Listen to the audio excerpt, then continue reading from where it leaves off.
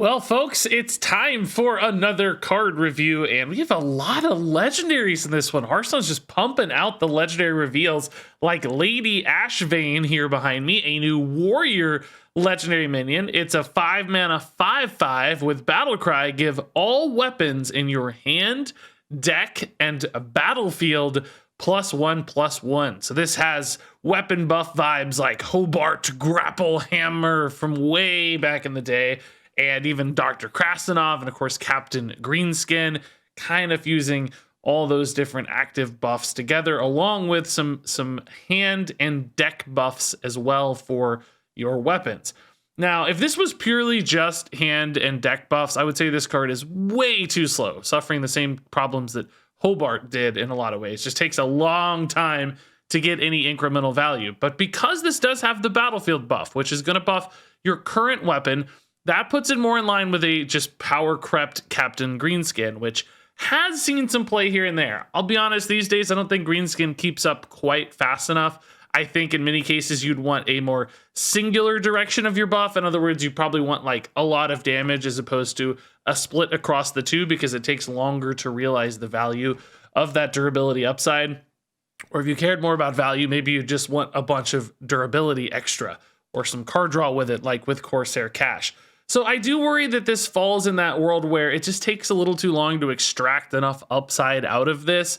You get some immediate punch if you have a weapon equipped, which you might not always have ready to go right away. And you do want to play this as soon as possible, so that could create some little gaps there. But then you need a lot of weapons in your deck to realize enough value out of this, I think. Hearthstone's really punchy and really fast these days, and I don't know that this is fast enough. If it gave like your current weapon +2/+2, and then the rest +1/+1 to help it speed up, help it accelerate, that might help. If it was a little cheaper, that might help it accelerate too, but could definitely trend on being a little too powerful. Say if it was like 3 mana, 3/3 or something. I think that would be too fast, because you'd be able to follow up on curve with like a 4-mana weapon pretty reliably. So is this going to do quite enough? I don't think it fits well into aggro decks, frankly, because turn 5 is a little too late to get these long-term buff upsides. I don't really think value or control decks are going to need this that much. They probably just have more punchy things to do as opposed to barely better weapons throughout the course of the game. So I feel like a lot of decks are just going to leave this one out. It's a card that's not inherently bad by any means. It's solid base stats. It's got, an instant effect, a long-term effect.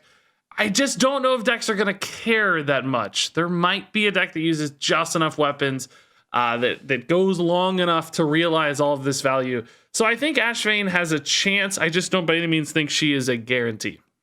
Next up is Shaman's new legendary, the Radiance of Ashara. This one does a lot of stuff. It's a 3-mana 3/4 with fire spell damage +2, and it reads, your nature spells cost 1 less, and after you cast a frost spell, you gain 3 armor. So basically, this is trying to give you a little bit of upside across all of the different spell schools most readily available to Shaman. So you got extra fire damage, nature is discounted, and frost is giving you armor.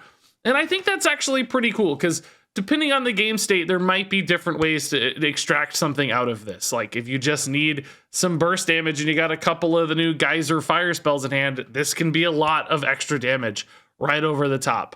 Or if you have like a perpetual flame, you need to pump up to be bigger, this can help you do that. Alternatively, you could squeeze a bunch of nature spells into a single turn. There's actually some broken stuff you can do in Wild, it seems like, with Unstable Evolution, but that's a conversation for Wild folks. I'm sorry. But even in Standard, right, just helping you get a solid body down and cheese out some nature spells for some kind of fun, silly combo. And then finally, if you just in a pinch for some armor gain, you need life, play this with some wind chills. That's going to be a good turn sometimes. Just this +2 wind chills to gain 6 armor, get something on board, and draw some cards. That's a nice little tool. And because it has this flexibility, I think that gives it a lot of game states and turns and scenarios where it's going to be very easy to slot this in for some upside. I also think there's like the Giga high roll with this, where you set up a crazy burst damage turn where you play this and you have just fire spell damage. We also have some cheap nature spells, so you can maybe sling a ton of damage in all at once and use it as sort of a finisher setup almost. Might be a little expensive to do all that, but the discount here can sometimes make this feel free while also getting some additional bonuses. So I think this card just does a lot. And I think each of these is independently big enough of an effect that it doesn't suffer that jack of all trades problem. I think whatever you're playing this with, you're probably pretty happy with the results, and it's paying back in spades. So I think Radiance of Ashara is a really cool card. And then next up, we have Paladin's Colossal, the Leviathan, a 7-mana 4/5 mech. It's a Colossal +1, so you're going to get its tail and claw back there. The main body has Rush and Divine Shield, and it reads, after this attacks, Dredge. So you can pick a nice card to put on the top of your deck via this Dredge. And then the claw is going to come along behind, and it's going to pick up whatever you dredged, because after it attacks, it's going to draw you a card, which will be that top card that you just dredged. So this is kind of a 2-part body with tracking of sorts built in. You could change up the attack sequencing, but I think often you'd want to do this the straight up way. And I think it's cool. It's one of those cards where I compare this to Varian, and I'm left a little bit underwhelmed sometimes, because Varian is similarly costed, just a little more. It's got a big body with Divine Shield and Rush very often that trades. He draws you 3 cards instead of 1. But I still think this card holds up pretty well and has some other upsides. Like the trading can be a little cleaner if you've got like smaller boards to react to, for instance.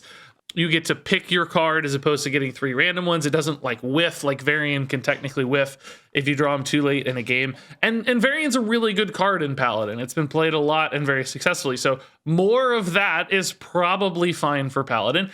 And we've seen enough of these buff Paladins that can go into the mid-range, can successfully play 7-mana cards like the Leviathan, that I think Leviathan, I just accidentally said that, but it's kind of funny.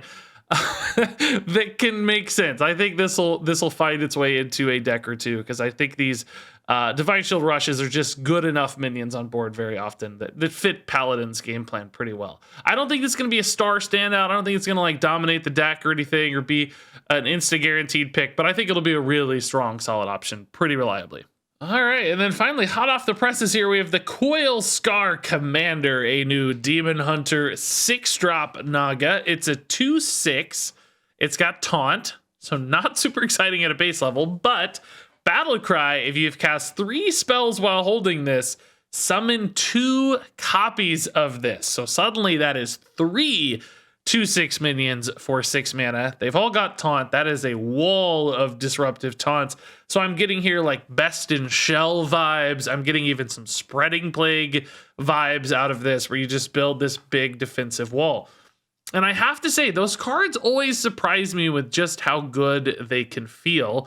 And I think this has that same sort of potential. The question, I guess, is will Demon Hunter have a deck that needs to do this? Some deck that's looking to slow down aggro a lot while still committing to minions and also running a bunch of spells. So some kind of control Demon Hunter. I don't know that like a combo Demon Hunter would need this necessarily. They seem to want to play cheaper, faster sorts of things alongside the quest. So I do have a little bit of a question from a deck fit or archetype fit standpoint in Demon Hunter specifically. I'm sure this would be nutty in a lot of other classes, because I think it's got that just like big body, sticky board problem kind of stuff that really shuts down a variety of minion-based aggro decks. But that's not always as good in Demon Hunter. So this is kind of treading that middle line perfectly, where I could see this working. Also, it would be nuts with hand buffs, but that's not something Demon Hunter has historically had a lot of access to. So again, like in Paladin, imagine how nutty this would be with hand buffs. So there's like that weird potential, and that could always be opened up in some way in the future, even if we don't see that immediately. So this is a card I want to keep an eye on for sure, but it just seems like right now probably doesn't have a home. It's just got potential instead. Lady Ashvane is a 3-star card. Radiance of Ashara is a 4-star card. The Leviathan is a 4-star card. Coil Scar Commander is a 3-star card. And there you go, folks. That wraps it up for this particular review. Thanks much as always for watching. Share your thoughts on these cards below. Stay tuned later today for some card reveals from yours truly right here on this channel. And until next time, game on.